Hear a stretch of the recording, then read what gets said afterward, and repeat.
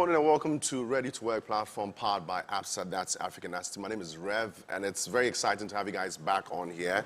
Unlike the previous ones, this is towards the end of the month and it's for a particular reason. So 31st of October happens to be World Savings Day, and so all around the world, people are having different conversations around the topic savings. And so APSA decided to get ahead of everything, just like we do all the time, to bring these great personalities in the studio to discuss any and everything that has to do with savings, okay?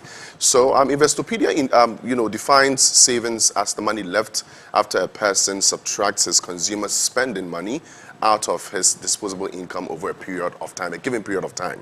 Today, you and I will find the different definitions around savings. Of course, break a few myths that has to do with savings, learn how we can actually save. We need to get ourselves ready for what is ahead for the future. About a year ago, COVID-19 hit, and then people all of a sudden realized the importance of savings. People who didn't save or were not very familiar with the concept of saving had themselves wanting at some point. So this happens to be the 7th edition of APSA's Ready to Work. Over the period, we've discussed different things that has to do with improving our employability skills, and also gearing ourselves up for our entrepreneurship journey through all that. APSA Ready to Work platform, for people who are new to it, is a platform or a program that focuses on helping individuals to discover, learn, and then apply the knowledge and skills required to enhance their employability, the ability for them to get employed, also the ability for them to start something on their own. So let me take this opportunity at this point to congratulate every person who has been on here for, 7 months? We've done 7 months. Congrats to ourselves, man, and congrats to you for staying with us throughout. If you subscribe to the APSA Ready to Work platform, big ups to yourself. We're here for another interesting one. And this month of October has been set aside to globally commemorate customer service, okay? And then the 31st, as I mentioned, is Savings Day. And as a bank, we recognize beyond that one of the best ways, okay, to celebrate our customers and consumers by giving back to the society. So this is sort of like a gift back to all of us. And I'd like to entreat you to take a pen and a paper if you can, jot down everything that you observe, okay? Observe vividly. If you have questions on anything, feel free. The conversation is you and I, and then my panelists over here. We're going to make it happen. We want to discuss a topic that has all of us excited. I'm very excited. I get happy when the word savings comes in. It is my power. I save because I want to save and then live the life I want to live in the future. If I'm having a good time today, I save a little bit just so I can live a better life in the future. Now, we're going to talk about the power of mindless savings. We'll definitely get into the definition in a bit, but I'm joined by 3 financial experts, okay? These guys are well-versed in the topic of finance, especially savings. They'll just break things down for all of us. Let me quickly introduce them. No, let them introduce themselves as a matter of fact. I just know their names. I know Hikma, I know Mr. T, and then Hajia Sobo. So I'll start off with Hajia. Hajia, tell us a little bit about what you do and why you're here this morning.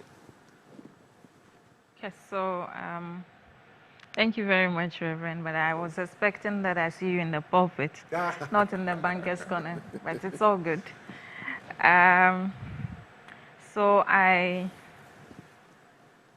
do a bit of everything. I'm a chartered accountant and a certified banker, but I'm a retired banker because I couldn't handle the stress anymore. But I found passion in how people live their lives concerning finances. Yeah. I just realized that it's something that, as Ghanaians, we have a lot to pick up from. We work a lot, we get a lot of money.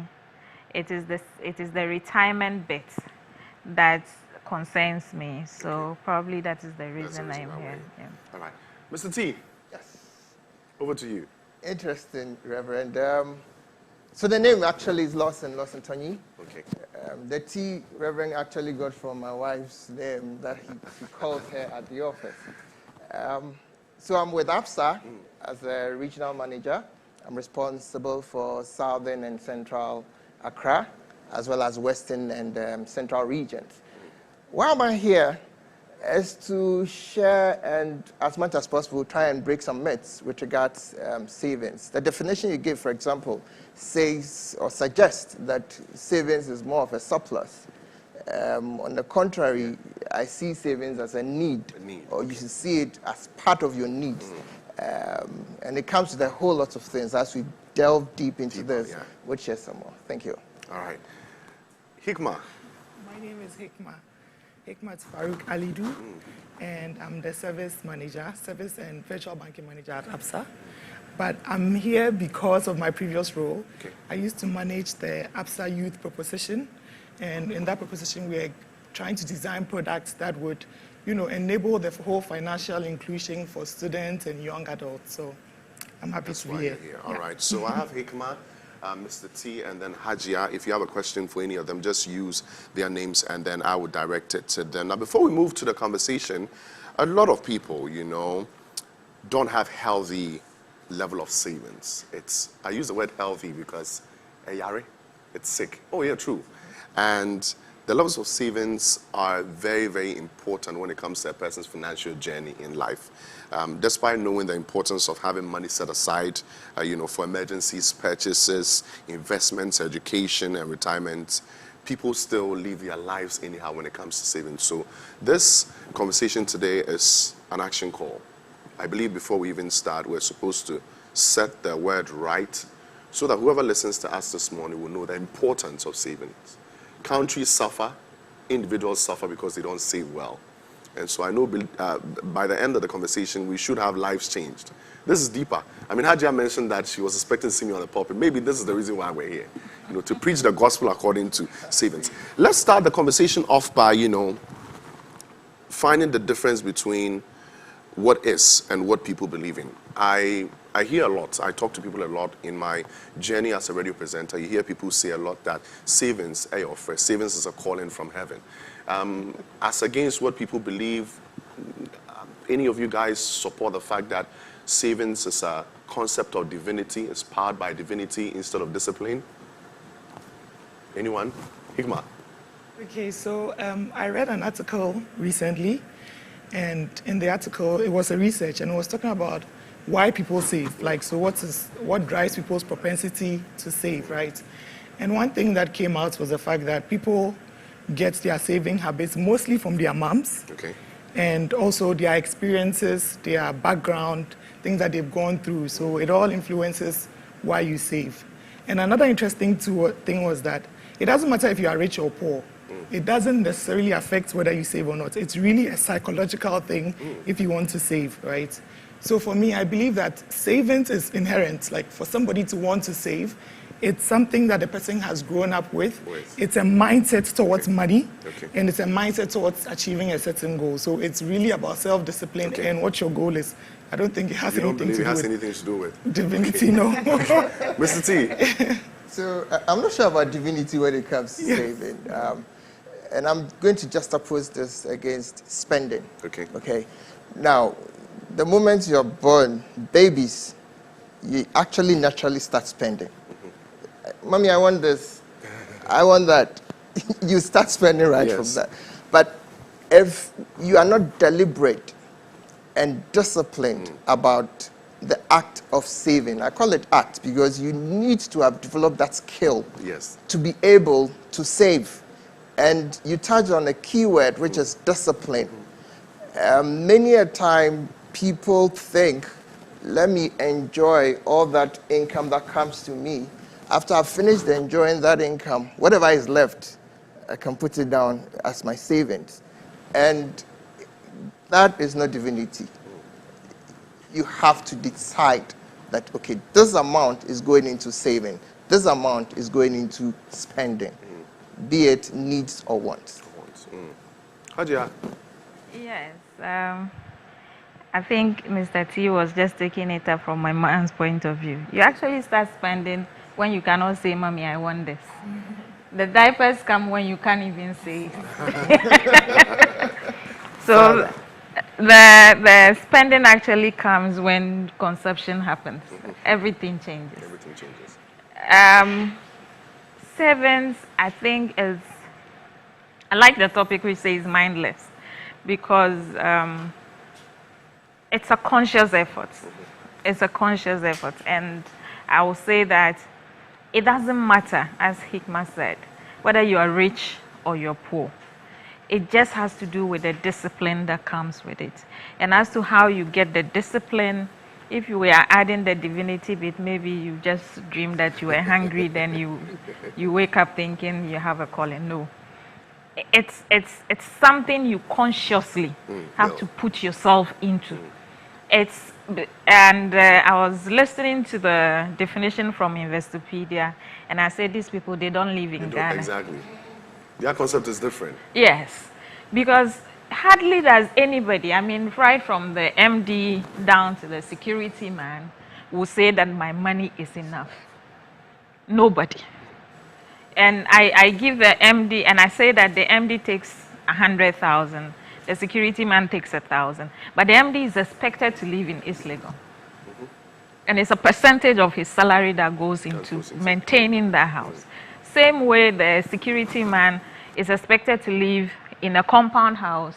It's a percentage of his salary. So at the end of the day, it's a certain percentage of what comes to you.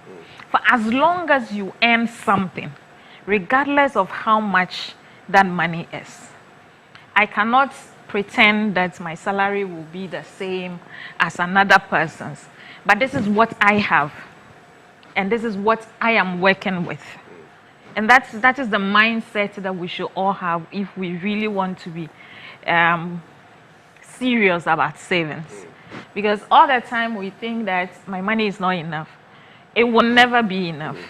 As a relationship person, you think that when you become a manager, your money will be enough.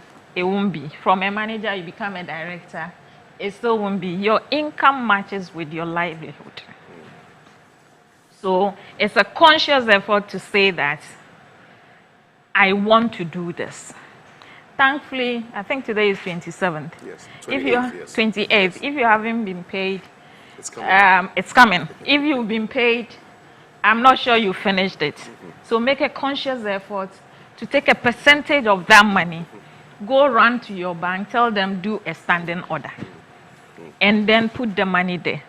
I'm not sure you would die because you were earning 1,000 and now you are spending 800. Nothing will happen. I'm still trying to see the difference between spending 5 cedis and spending 3 cedis on a bowl of kenke for lunch. To her point, I love the direction of the conversation already. yeah, I just want to add the whole point. Everybody's saying it's a mindset. It truly is, to me, it's like a psychological thing. And that's why you see somebody who is maybe, let me use the word poor, but splashes and splurges, right? But then you see somebody who is also rich, but is very frugal because it's the person's mindset and psychology towards money and the person's goals as well. So, all right. So it moves me to my next question. It's to all of us. What are our thoughts on the fact that spending and savings are two sides of the same coin? In other words, is savings equally important as spending? Mr. T. So, yes, they are both important. However, one is almost mindless already. The other would have to consciously work towards mindlessness, okay?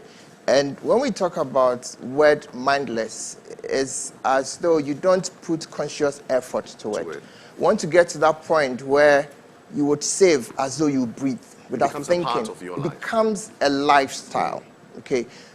Spending is already a lifestyle. You're already on that trajectory already, like it or not.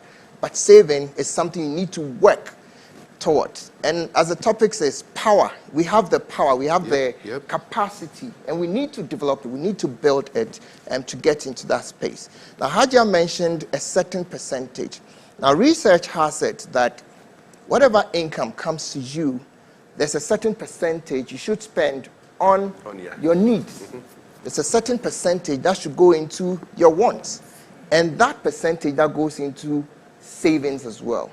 Now, savings part is about 20%. Your wants should be taking about some 30%. And then, of course, your needs are 50%. But I break it into two. Have a 70% and call it your needs basket. And then the next 30% goes into your wants basket. Now, in your 70%, 50% answers to those things that you can't help, i.e., accommodation, rent, the basics of life, food, clothing, health, gas, you can't help it. Okay, those are the needs. And people have a way of moving lifestyle upside that their needs actually veer into wants. So your salary, as you said, is 1,000 cedis as a security man, and you want to live in East Legon, for example. Wow. It's a need that you need accommodation, but it's your lifestyle meeting with your income. Okay, so you need to actually understand that lifestyle and actually just squeeze yourself in there. The first thing you get when you get your income is to ensure that that 20% goes into your savings. Before, and in fact, like I call it, it's a need, not a surplus. Yeah. It's a need. 20% into your savings account. If it's a debit you put on the account, is the best way to do it, actually. Right when the funds hit the account, there's a savings account, it goes straight up in there. So you don't get to see the money. Then the rest 50%, meet your needs. Once, blow it as you wish. I like that. Hikma, or Hajia, sorry. Let me just top it up. With the world standards, I think I have something for the local standard. Whether we are secular or religious, Ghanaians are religious. So for me, what I tell is, you have the money, put 10% towards your corporate social responsibility, your tithe. I'm a Muslim, I don't do 10%, but 10% goes to doing good in the world. And I say that if I earn 1,000 cedis and I have 100 cedis that I give to the woman that sells groceries, just at the junction there, that is a whole capital injection for her company. So, but if you are in a church, you are expected to pay that 10%. Yes. So you go to pay the 10%. After you have paid God, I call it paying God.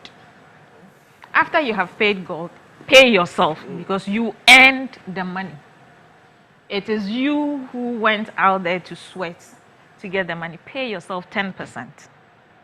This makes it easier. Pay yourself 10%. 10%, and that is your saving. And that is the savings that will only be touched when it is you. That's the salary out of your salary. Yes, that is, earn. yes, for you. Okay. Because at the end of the day, like he said, you pay rent, you pay water bill, you pay the electrician, you pay everybody. But the last person you think about is you. So let's start by paying, and as for the tithe, we are very consistent with it. We are mindless. Yes. But after the tithe, let's pay us. When we pay ourselves, the next person to pay, every one of us come from a family or a certain kind of grouping, which is the nucleus family. Just keep another 10% for their emergencies. I say school fees come, but it comes twice in a year. But you make a conscious effort to put money there every month, 10%. Another 10% come from family and friends. All of us have it. The weddings, the funerals, the whatever. Put it there. It is your money again. If it comes, you know where to go to pick it. If it doesn't come, it is your money. Now you are left with 60%.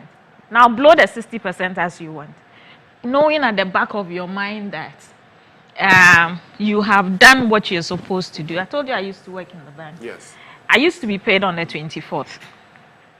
All my standing orders were on the 25th. I just didn't want to see the money.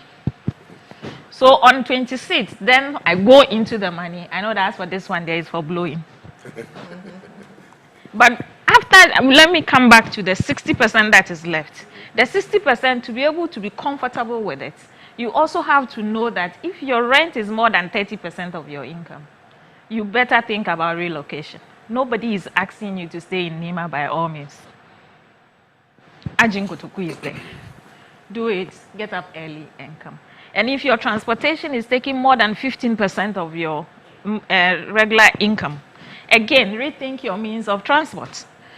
This two alone is coming to what, 45%. And then what do you do with the 15%? Children will have to go to school, electricians will have to be paid, light has to be paid and all that. So you just, I say cut your coat according to your cloth. No, not your size, your cloth. 3 years of cloth, what it will do for me will be different from what it will do for Hikma.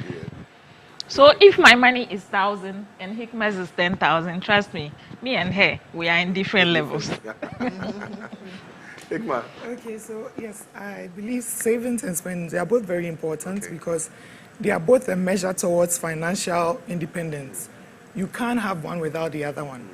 Spending is equally important because sometimes you actually have to spend to save in the long run. And let me go a little bit into microeconomics. In microeconomics, when we talk about spending, that means like we are stimulating economic activity. So spending is actually good in that regard. Around, yeah. So when you bring it down to the individual level, you cannot appreciate your savings if you don't know what your spendings are. Yeah, so for me, I think it's the knowledge of one's spending. So knowing what your money goes into, that is equally as important as savings because that's when you can decide that, okay, this is what I'm wasting my money on, and so this is what I can cut in order to be able to save this. Yes. And I think a lot of people see spending as bad or an evil thing, but I think the goodness or badness of savings should be in relativity to one's income. Like you were saying, if I earn 10,000 cedis and my expenses come down to 2,000 cedis, I'm actually not being, yes, I'm actually doing well. But if I'm earning 1,000 cedis and I'm spending maybe, yes, like the lifestyle of the Ghanaian, 1,000 cedis, and by the time the month is over, my expenses come to 700, then we are not doing something right. So for me, for you to be able to appreciate your savings, it's important that you have a knowledge of what your spendings are. So they are equally very important. Very important. I mean, with all the things that you guys have said or shared, it looks as if it's not just a day's job. You don't just wake up to start saving. But at this point, I want to find out, I mean, still on the Ghanaian way, at what age do you think one should be introduced to saving? You mentioned that spending starts from when you're conceived, right? Yep. But at what point do I start saving? Or at what point do I tell my wards or my children, a baby boy that I'm raising, at what point do I introduce him to? I'll go back to my first comment I was on the going to fact say, that... Hikma said you get it from your mother. Yes, and it's also What very do you psychological. teach the children when they Yeah. grow up? In my house, by the time you are 3 years, you have a susu box. Okay. And so you go to school, you come back with a coin. You know that you don't have to just throw the coin away. You dip it in there. So from you, that means way before they can even comprehend what savings is. You introduce it to them. Yes. So that when they get to the point where they start seeing the dynamics, start asking questions, then they know this is what's going on. Yeah, Think you'd like to add more? Yeah, so I was going to say, for me, I remember I started saving when I was in class 4 or something, so that's like 9 years. And that's just because, like, again, it was my attitude, because I always wanted to have money with me. So savings, really, it's a personality thing, it's a psychological thing. And because of how I saw my mom was an entrepreneur, and she always had cash because there were always people coming to her. So I think that's what informed my habits. So I don't think there's a particular age. I think it's the person's experience and the person's background. That all informs it. But to what Hajia is saying, it's also important to guide your children early. Let them know that, every penny is worth something. So as early as possible, let them know the value of money so that, because they need to cultivate the habit. It's not everybody who saves naturally. Some people naturally don't like to save. So it's important that as early as possible, when they understand consequences, you let them know you need to put money aside because nothing is free. When my kids come to me, Mommy, can I have maybe PlayStation? I'll be like, do you have money? Okay, so how do I get a PlayStation? I'm like, no, so now when you wake up, lay your bed, that'll be 5 CDs for you. You need to save. And I'm like, okay, I have 5 CDs. How much more to get a PlayStation? I'm like, a PlayStation is so much more, so you need to so it's more. Just like, yes, the experience. So as my kids are growing, I think with this, they realize that, okay, I need to put money away to be able to enjoy in the future. So as early as possible, you should start. Yes. I'm gonna stop Mr. T from adding his opinion to this. I have a question for him. In the beginning, when I asked about divinity and discipline, you strongly hinted that it's self-discipline, okay? A principle that is very, very important. But I want to find out from you, okay, if self-discipline is a basic principle for healthy savings as a culture, is willpower overrated when it comes to building a savings culture? I mean, you've been in the business for a while. Willpower, is it overrated? A concept when it comes to saving healthy? Question is, what is willpower? I think it's something, as an individual, you need to cultivate yourself. It's something you need to generate yourself. What do you want so bad that it will overcome whatever willpower there is? Okay, so whatever would drive your need, whatever would drive your interest, would determine what you overcome. So if you think that the future is that important to you, if you think emergencies are things that you can't help, but it will come, if you know that retirement would come, like it or not, then if there's something else that's driving you to go and have that PlayStation, you would think about emergency that's possible. You would think about what does retirement look like. You think about how does the future look like. Now, when did I learn how to save? When I was in uni. And at the time, I had no breadwinner, was gone. And I hit that point where I was so hungry, I needed to find something. Okay, but luckily there was this source of income. There was students' loan. There was another source that I had that the old boy had left. So that is when I decided to start learning how to save. So when friends are going to the theaters and having all the fun, I wanted to do some. I wanted to enjoy some. But I needed to learn that skill to save, to take care of myself. So willpower, yes, willpower, but to what direction? What direction, yes. Exactly. Matters. Hikma, you got something to give us. Willpower cannot be overemphasized. Because like he's saying, there's a lot of pressure. He had to go and chill with his friends, but he knew where he was going. And without that self-discipline and the willpower, he could easily have succumbed to that pressure. And then what will happen? He will go back regretting. So it's very important that you stick to your goals, don't deviate. And for you not to be able to deviate, your willpower has to be extremely strong. So for me, I don't think you can overemphasize that. Yeah. Ajia? I think it's not just willpower, it's also willpower and focus. Okay. Going to the cinemas could have been done if you had anticipated it years before. We simply say, we saw on social media that you can buy soakings for 145 at Kempiski. There's nothing wrong with it. Yes. If you have saved towards it. There's nothing wrong with it. There's nothing wrong with getting up every 6 months and traveling out. If you have saved towards it. If you can do it, by all means, go ahead and do it. If you've planned for it, by all means, go ahead and have it. If it's not going to strain your finances. If it is not going to strain, that is why I say, if you have planned for it. Yes. I would plan to go to Kempiski to eat the soaking. Because you saved towards it. Yes, yeah. But I may have heard about it in January, and it's been putting 20 cedis a month towards it. I'm putting 20 cedis because then it will be 240. Maybe I don't want to enjoy it alone. I want to enjoy it with another person. Enjoy it twice. Yes. So I will go there, but know that I had to start way back last Christmas to be able to enjoy it this Christmas. But you don't just get up, take your salary, and then say that boys are going out every Friday night. So me too, I am. Yes. In fact, in your savings, you should actually have a portion for boys, because they will come. Those events will come. So make provision for them so that they don't affect your other plans. See, I think this just reiterates the point that I said. Spending is not bad. It's not bad. At all. And I love it. I honestly love it. It's relative, and the relativity is to your income, your planning, and just foresight. Like she said, if you plan ahead and you have it and you can afford it, why not? Emergencies don't come with announcement. They will come. But then you have prepared for them.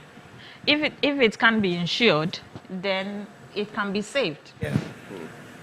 And I always say there is that thin line between dignity and liquidity. Very, very thin line. When that child is sick, that's not when you are thinking about going to sell that car of yours to go and no. And at that material moment, if you don't have an ATM card or you don't have a Visa card, then that is when you have to go to the people who respect you so much to go and beg, I mean, then your dignity is just gone down In the there. mud. So I call what Hajia just defined as buy the luxury you can afford. Okay, so I can afford a Tico, but my friends are driving a Corolla, and so I want to drive a Corolla, and yet my money no go reach Corolla. But I'll force. I can. Okay, so let's put it this way. When I put my incomes together, I can probably afford, say, a range, latest range, okay? But after I've acquired that range, I'm almost sweating. Maintenance alone. It's trouble, wahala. But I've bought it. Yeah. But can I afford that luxury? But if at this moment I can afford, let's say, a Toyota Corolla, I'll still be comfortable, enjoy my AC, and still be able to save enough for emergencies. That is the luxury you can afford. Stick within that. Please, can I like just that. say this? We are not going to go One to last this. thing. Hikma. This is just comic relief. So Jay-Z says that if you can't afford something twice, that means you can't afford it at all. So yes, you're right. If you couldn't have afforded the range twice, that means you can't afford it at all. So don't go for It something. goes back to the point Hajia put, that she'd rather save Save double and of get what it. can get her one Yes, then. than what will. She'd rather save towards what will give her twice Yes. of what she wants instead of getting one. And I mean, it just goes back to the point. They've said so much. I Spending could is not just bad. add this. Hajia, sure. That you see, you were talking about the range, and you would think that bankers are the best financial managers. In fact, they are the worst. They are the Also, worst. Yes. Actually, she's so Sometimes right. we Talk to me. forget that we are caretakers of the money and not the owners of the money.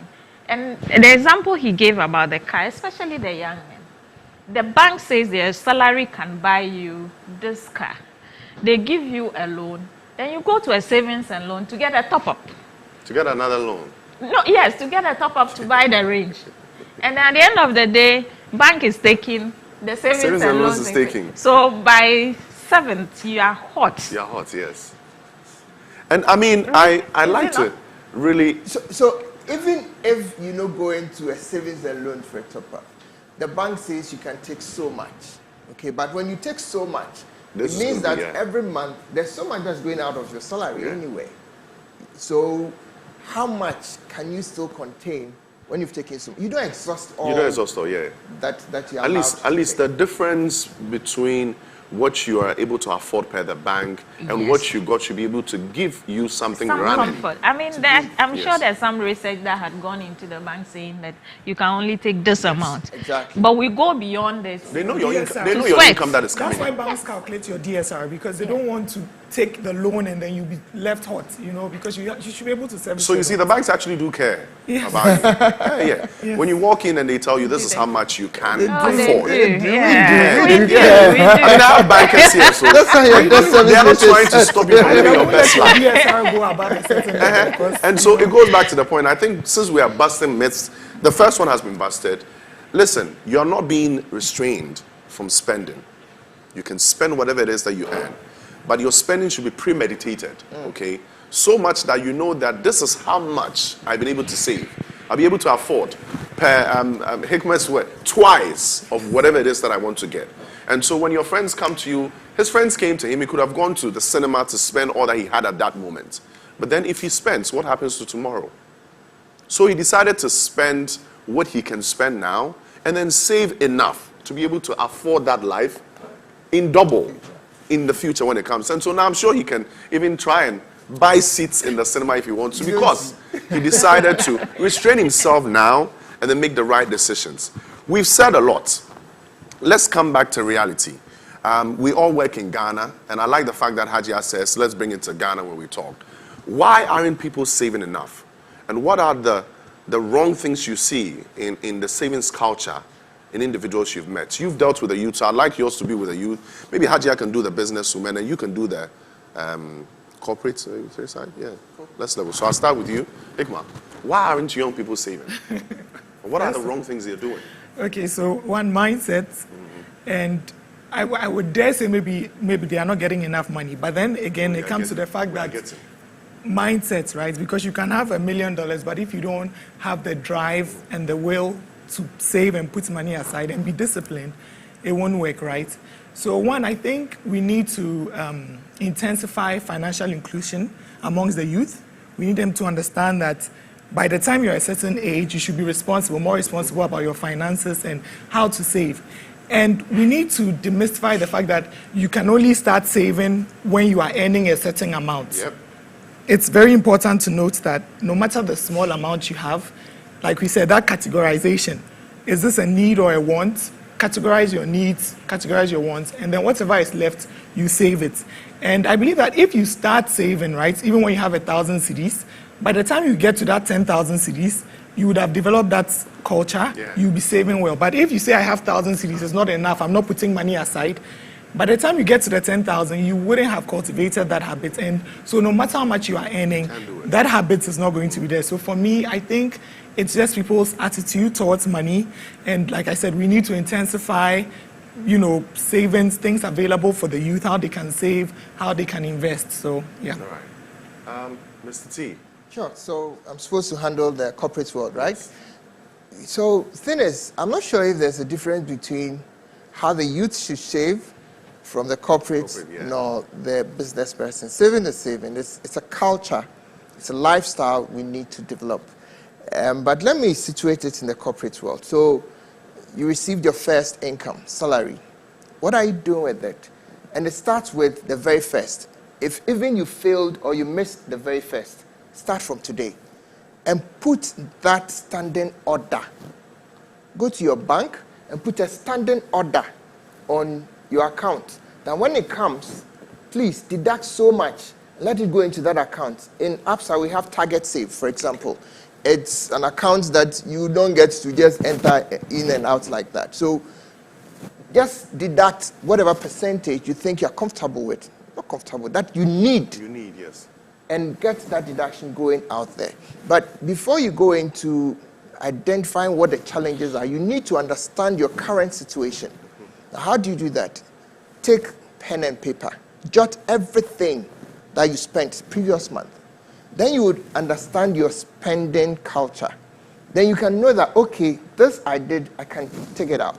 This I did, I can take it out. Then you can cross out all those that didn't really help your spending.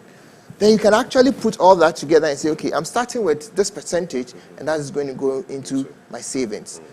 Then you can drive from there. Hadia? Yeah, I think taking it from Mr. T and Hikma, the savings thing, if you haven't cultivated it whilst growing up, is difficult. So we're talking about the best time to save was yesterday, and the next best time is now. You were supposed to do it. If you haven't done it, then the next best time is now. Again, I'll go back to my 1,000 cedis. And I say that if you've been spending your 1,000 without a care, if I ask you to put 20 or 30% aside right now, it's going to really be a shock that will discourage you from continuing it. It doesn't matter whether it's 20 cedis or 50 cedis or 100 cedis, just some small amount that really wouldn't make that much of a difference. Do it for 3 months. If nothing serious happens because you've put in the 50, 100 cedis aside, then go and increase it to another level. By the time you're 6 months into savings, you'll be so comfortable with savings that it becomes second nature to you. The most difficult thing is starting it. Again, I mentioned the issue of 3 cedis and 5 cedis for lunch. If you have 5 cedis, I'm sure you buy 3 cedis kenke and 2 cedis fish. If you really, really want to save and now go to 3 cedis, you can still buy the 2 cedis kenke and 1 cedi fish and add more water. But then you will have your... And I say this because most of the time, the people who sell in traffic think they don't make money. Because they make 5 cedis every day as profit. But 5 cedis every day as profit, if it is 20 cedis, 20 days in a month, that is 1,000 cedis. Majority of public servants in Ghana don't earn 1,000 cedis. But that should be, I think, 50 cedis, right? So that should be 50. They should earn 50, yeah. Which is 50? Yes. For them to make the Yeah, 1,000. 50. Yeah. That's what people actually earn, Yes, on the that's street. Yeah. Yes, on the streets, you get it.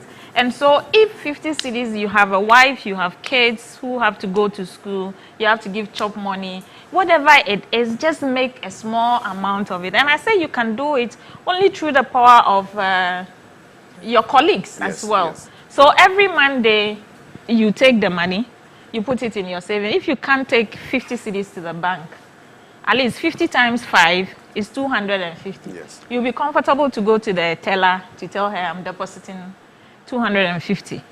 And the mere fact that all of us have given you 250 means that it encourages us to come to work the next day, because the next day you need to pay me.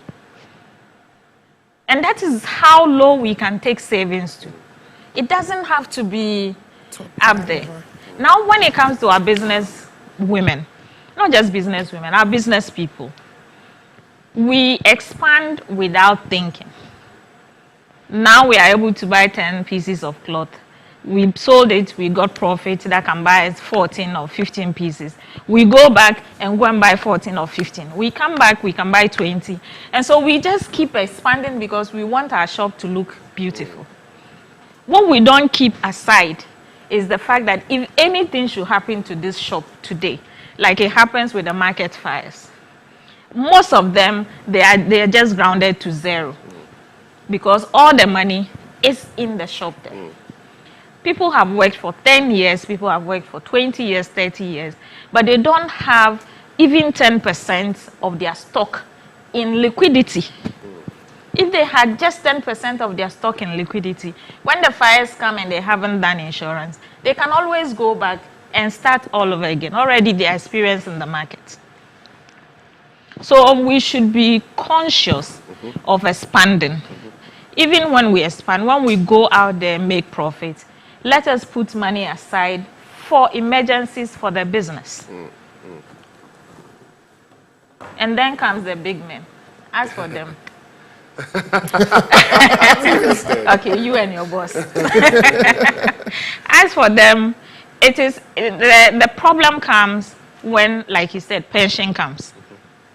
When pension comes, the salary you are earning, I think Senate will give you just about 40 or 60% of it, depending on how many years you have contributed. Yes. So that sharp drop, and the fact that you are also not as busy as you used to be and not think about things. Now, frustration, depression. Depression will set in, your blood pressure will go up. Yes, and all that. So it is better we start early so that, I mean, you have no idea how comfortable you feel and sleep, regardless of what you sleep on, if you know that you have a backup.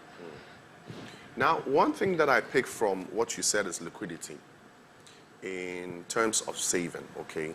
One other thing that I picked up in the course of the week, building up to this webinar, was the word investment and then savings, okay? What's the difference between these two? I have a case in my mind I wanted to share, but I'll just hold on to that and then share it later. But from the experts, what's the difference between savings and investments, and what are the dangers involved when you mix savings and then investments? Hikma. Okay, so again, both of them are paths to financial independence, so they are both good. The thing with savings is that most times you are taking a low-risk approach with the savings, because savings, usually that's what he was mentioning, we have savings accounts. You can put those ones, the interests are very little. Even treasury bills is a good saving point. And I think most people would pick savings over investments when it comes to liquidity, because when you are saving, it's money that you can readily get easy access to. Yes, so within like a year, if it's money you think you use in a year, you probably go for the savings, options. But like I said, those are low risk, and low risk means what? Low returns, right? Returns, yes. And then when we come to investment is taking more risk in where you are putting your money. So we are talking about the stocks, the bonds, mutual funds, and all that. And usually, people think that to invest, you need a lot of money. And so I have a theory that for you to be able to invest, you must save first. Because I can't go and invest with 1,000 cedis, even though I can save with 1,000 cedis.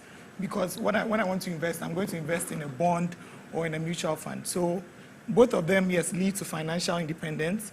One precedes the other, in my opinion.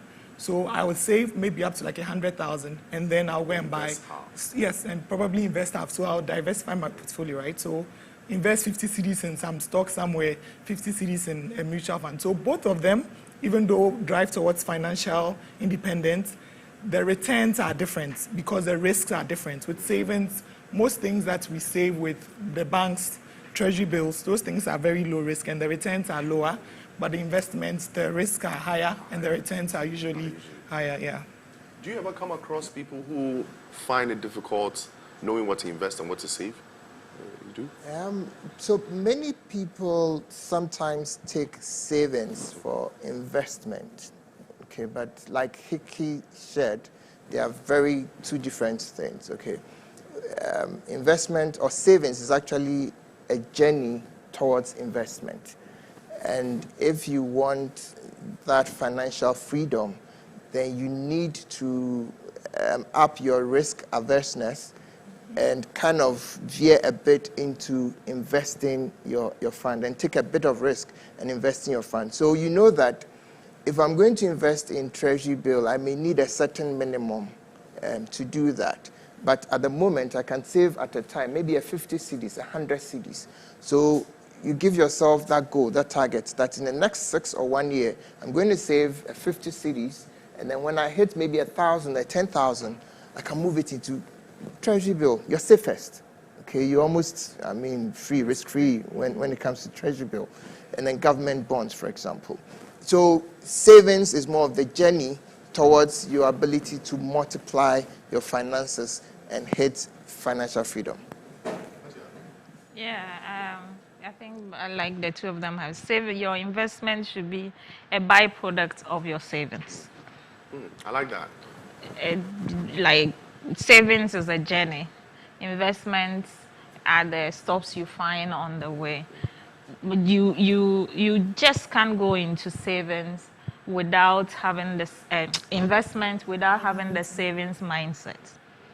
So the basic thing to do is to save. I think when I mentioned about the percentages of which is yours and which is not yours, after a year or two, you would have accumulated a certain amount of money, which you can safely move into an investment. Because your standing order is still working, you know that within a month, 2, 3, 4, this account is going to be accumulating again. So you are not really thinking about moving everything. Then when a small emergency comes, then you are chasing the investment houses to get it. And with investment, I say if it sounds too good to be true, run away. It probably is not true. Don't put your money there. Yeah.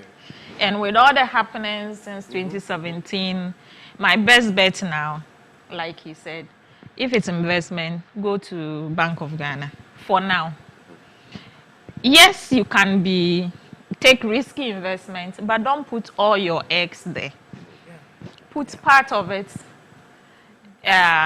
in the safest portion, and then the rest you can gamble with it. But don't gamble with your lifeline. With your lifeline. All right. We're going to end on that. Not end on that, just pause on that. Right after this break, Mr. T and then Hickey will tell us the products that ABSA has for us. We've shared so much on savings, but we'll let you know what we can do to help you get into the act of saving the right way. Of course, after that, we'll check out a few questions from you guys as well. So if you have any, drop it in the comment box right now. We'll definitely attend to them right after this.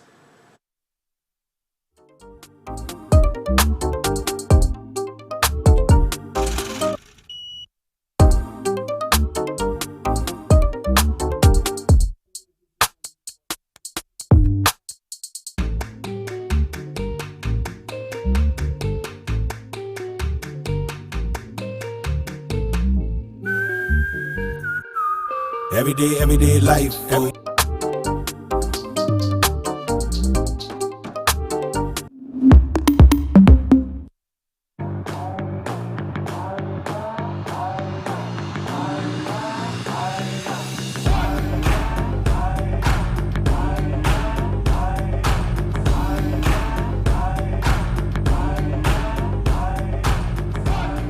Back to Ready to Work, powered by ABSA. Before the break, we were having conversations around savings. Mrs. Tisho, Hajia gave us tips on how we can save right, okay? Gave us the difference between investments and then savings. But a few things that I picked from that, just, put together to say that if you want to invest, start saving, okay? Save right before you start investing. If you ever get to the point where you want to focus on having a good financial future, don't outright start with investments. You can't have access to the funds you invest. That is the reason why you see a lot of people on the news carrying their mats to go and sleep at banks. And the people think it's because the bank has taken your money. No. You told the bank to invest money for you. You told the entity to invest money for you. And the investment was over a 2-year period. So now that you need emergency money, they can't give you your money. So save right, save, and along the line, when you get to spots where you think you are strong enough to turn around small, invest a little bit of that and still have money in your savings so that you can have access to its liquidity, accounts. But at this point, let me come to ABSA before we check out the questions. Hikma and then Mr. T will tell us the products and some of the banking solutions offered by ABSA for students, newly employed, middle-income employees, everyone out there when it comes to savings. Okay, so for students, we have what we call Ignition. Okay. Ignition accounts, and the reason Ignition is because, starts, the start of starting, yeah. So it's an account that acts as a current account, and the reason it's acts this way because with current accounts, there are multiple debits on the account and you won't be charged. However, it's also a savings account in the sense that we give you interest on your balance, right? And we made this account just so that students will be interested in the whole financial inclusion agenda because research shows that most students or most people get their first accounts when they go into tertiary.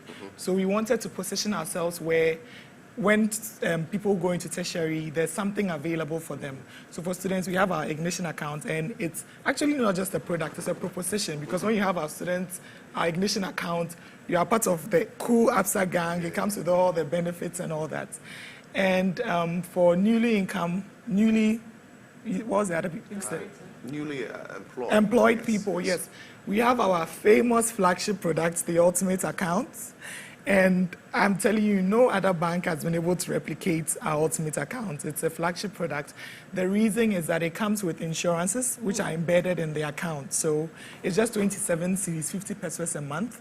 But then you have access to a retrenchment insurance. And retrenchment is when you are laid off by your business, you get paid 3 months of your salary, up to 10,000 cedis, yes. Wow. Yep. And there's a travel insurance amongst it. There's a funeral policy amongst it. So when, God forbid, if the account holder dies, there's money paid out there, yes. And it comes with so many other freebies that you don't have to pay. So it's not a pay-as-you-go account, so things are free on it and all that. And so those are like the products. And when we come to the investment options, so ABSA, we offer fixed deposits, and fixed deposits are very much like treasury bills, right? Yeah. But it's the bank's product. And the reason I would always choose a fixed deposit over a treasury bill is not because I work at ABSA, but it's really the flexibility and the convenience. With a treasury bill, to go and break a treasury bill, I don't know if you've rediscounted a treasury bill before, you are going to be penalized. You don't get, but then with a fixed deposit, the bank doesn't charge you. Sometimes we actually, for the sake of the relationship, you don't even get charged when you are rediscounting your fixed deposit. And the turnaround time is quicker. So today you bring in your request, I want to buy 100,000 fixed deposit. By close of day, your account will be debited. And so your interest, you start to accumulate interest on that day. With a treasury bill, sometimes it takes a minimum of 5 days before your account is even debited for them to start. And we have what we call the STB, short-term borrowing too. Okay. That is also a sort of investment that we offer. It usually starts from a certain amount, and the rates are a lot higher. We also offer bonds too as well. So, okay, all right, Ms. T, you want to add some more? To touch on the Ultimate account, which is a flagship account. So she mentioned the travel insurance up to over 100,000. You can sort. I mean, we all travel. Many people travel, and you spend so much getting travel insurance. But the bank is saying that because you have an account or this account with us, you're actually covered, and it's for free, okay, for just a charge of 27.5 cedis, okay. There's also the hospital cashback. Now, in the event you had some accident, any accident whatsoever, and you are hospitalized for up to a period of time, we actually give you money, 60 cedis for every day you spent in the hospital. Yes, for 80 days. Okay, and So I basically get a per diem. we don't need. Sorry, I get a per diem for being sick. Yes, sort of. actually, You know, if it's accidental. Yeah. if it's accidental, okay, and you've been hospitalized, and so we take care of all that. And in Sawa, I call it in Sawa, where your parents or your spouse's parents covers up to 6 people, basically. And if any of them dies and you have this account with us, just come to us, notify us, and you're born somewhere. Okay. I mean, who does that? And just to touch on the last one, since we are talking about savings, okay, is the We have target about 5 save. more minutes to go, so let's wrap up quickly. Okay, the target save is one important account you want to hold on to. So you have a salary account, your funds go into your ultimate account. Just put some amount in there and say, APSA, every month, take this out there. And let that be your savings for yourself. Yeah. Hadia. Yeah, I think I just want to add to that. I have been with APSA when they were backless. Thank you. That was 2004. I have one of the nicest account numbers, 18,090. Because of that, I'm not able to forget it. Yeah, so I can actually attest as a client of APSA that at least I have taken some of your insurance, travel insurance. Yes, I'm a beneficiary. Yes, of travel insurance. The others I don't intend to take because they don't sound nice. The travel insurance should not be understated because you know when you are going to the Schengen countries, Yes. it's a requirement. It's a requirement Yeah, to so have if you have an insurance. ultimate account, Yeah. you Yeah, just come Not for like it. the rest, you know, if you're going to the US and the likes, I mean, it's optional. It's but It's optional. optional, Yeah. but with the Schengen But I think countries, it's you need- important that whether optional or compulsory, You just have a you backup. Yes, you have an a account backup that is system. your. And Right. it also comes into the issue of savings for the future. For the future as It's well. not really just about savings, it's also about insurance. Yeah, making the right decisions. For the Decisions. future, It's about every aspect of your life. If you're financially sound, trust me, 90% of your problems are contained. Yeah. Are Yes. contained, yes. Yeah, contained. So Except save- the ones that don't. you Save, can't buy do. the right insurance, and invest as well. I think these three Yeah. things should, cushion our future. Now, let me go to 2 questions because of time, we might not be able to pick the rest. Mahoney Epps says, I used to save at a bank and realize no interest is added to my principal, even as the account is saving at 1. Aside that, the bank charges were too much. I stopped saving there and kept all the money at home. Eventually, I spent all without bank charges. Please advise me on my next journey. Also on your BM, he decided not to do it again. And now the money is gone. So the next journey. I think the answers have been given already Yes. with the solutions that APSA has. There's actually a cost to everything. The price you pay can be more expensive depending on the decision you take. I'm sure he knows what to do. APSA is open arms ready to receive you back. Thank you. Akosia says, what is DSR? I think it was mentioned along the line. Yes, so HICMA. your debt HICMA is the one service- that was given the abbreviations. Debt DSR. service ratio, yes. So it's before you go to take a loan, Okay. it's like the whole analysis. Okay, so how much is your income? How much can you take? Because it's like your repayment. So after we've taken the repayment, how much is left available to you? Because like I said, the bank doesn't want to leave you worse off, right?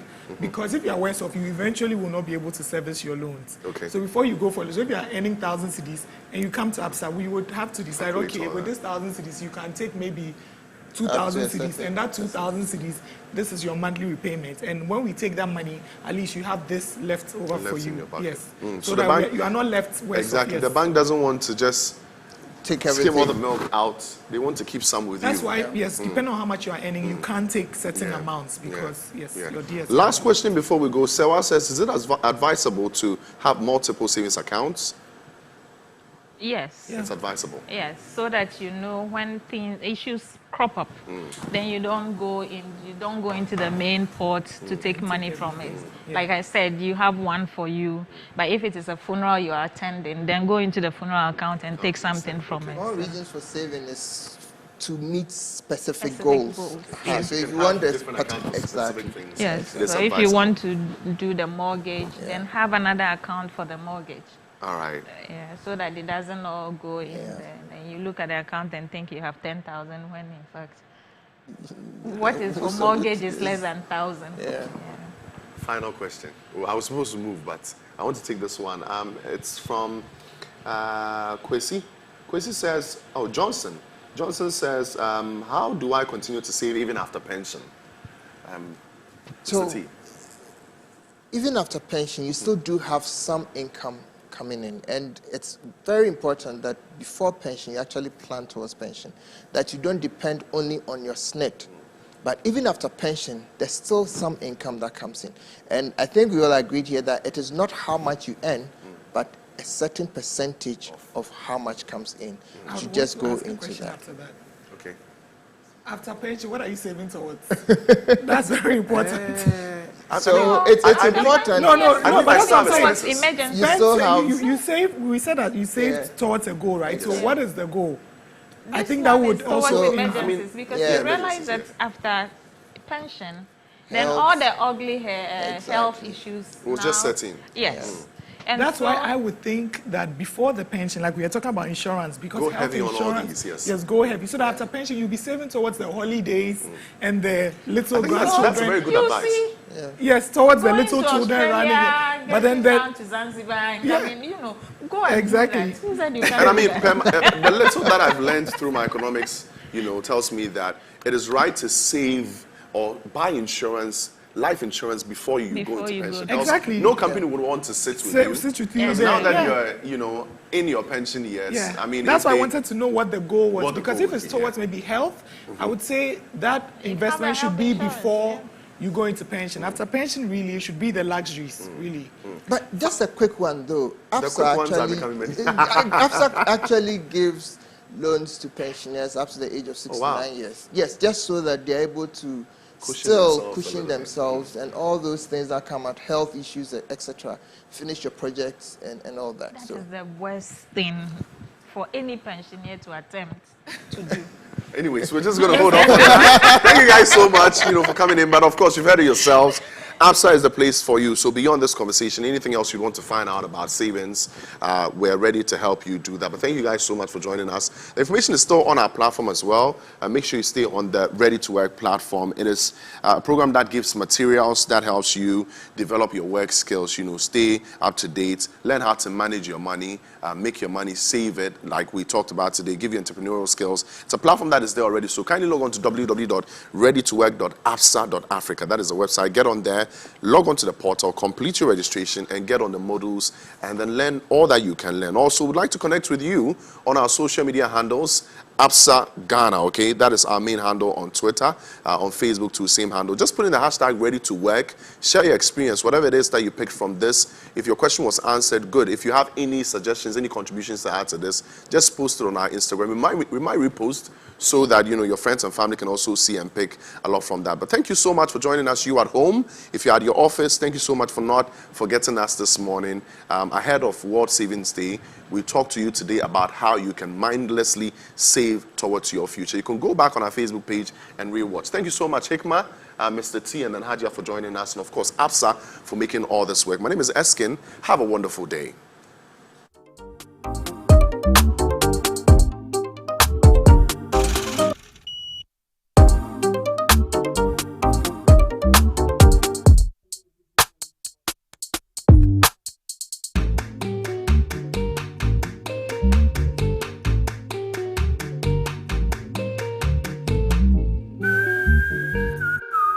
Everyday life, oh.